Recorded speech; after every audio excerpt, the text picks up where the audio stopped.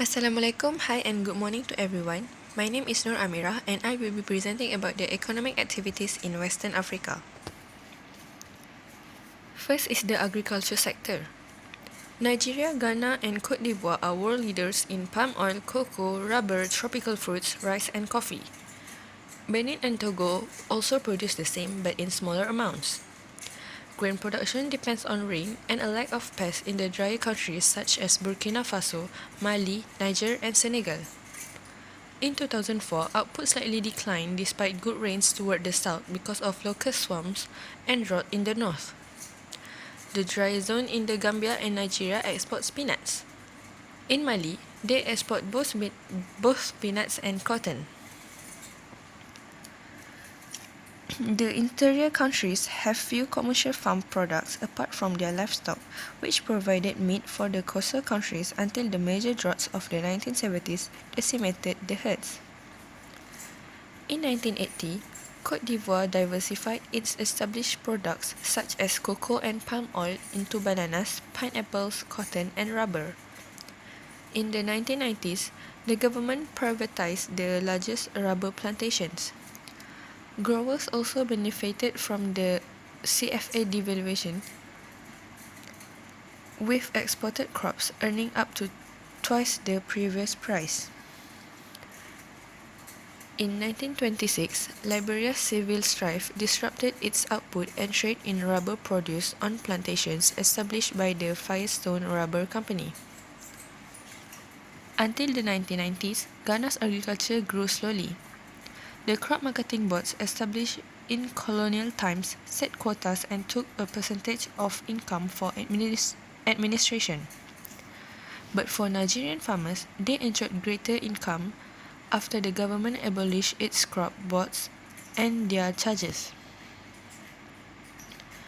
Nigeria invested more in crop research and farm management education and has better rural infrastructure, enabling farmers to get their produce to market more easily. In the 1970s, countries that neglected food production found themselves paying for expensive food imports. They invested in large-scale water projects in the dry parts of northern Nigeria, Senegal, and the Gambia in attempt to produce more wheat, corn, and rice. However, poor management of human and natural resources resulted in lower than expected crop yields, higher costs, and disaffected farmers. Next is the forestry sector.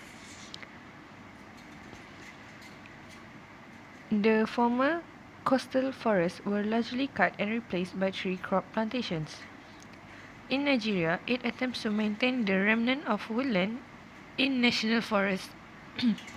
Reserves face continual challenges by farmers and timber companies. Next is the fishing sector.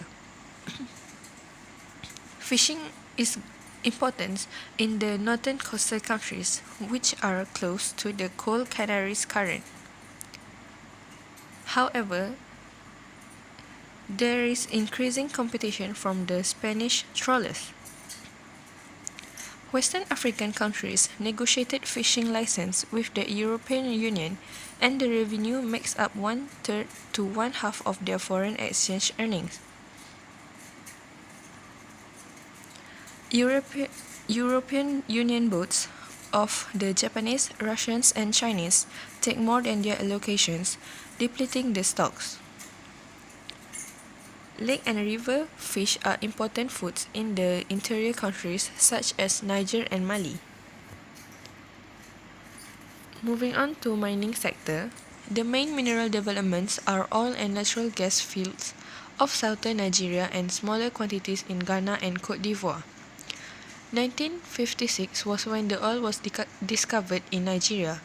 The country has about 3% of world's oil reserves and the 10th largest producer in the world. Oil provides over 95% of Nigerian exports, with the United States being the chief buyer. Dependence on oil income slowed the economic diversification. Despite the great hopes Nigeria placed on using its oil income to boost its economy, its living standards are now lower than before the oil boom of the 1970s. In the 2000s, Ghana and Cote d'Ivoire wished to thermal power stations by using natural gas. In Ghana, the production in the gold mining industry increased from the 1990s following major new investment by South African corporations. Next is the manufacturing sector.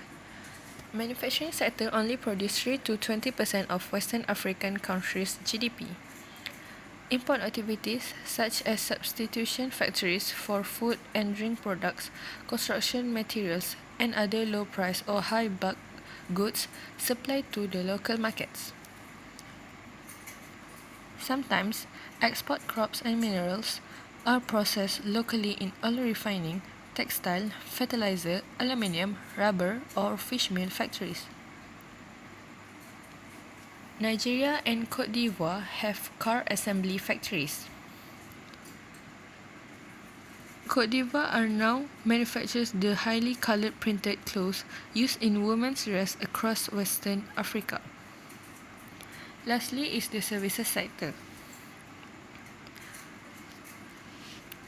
Tourism sector developed slowly in Western Africa apart from servicing small groups of travelers crossing the Sahara. When African Americans began seeking their family roots, groups visited countries such as Ghana, Cote d'Ivoire, and the Gambia. Some Western Africans finance small-scale enterprises by microlending. Small sums of money are lent to the poor people to help them set up or expand a business. This type of program began in the 1970s in Bangladesh and Latin America.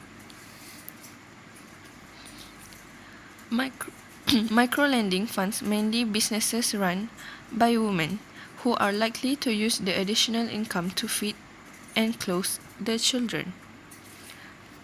That's all from me.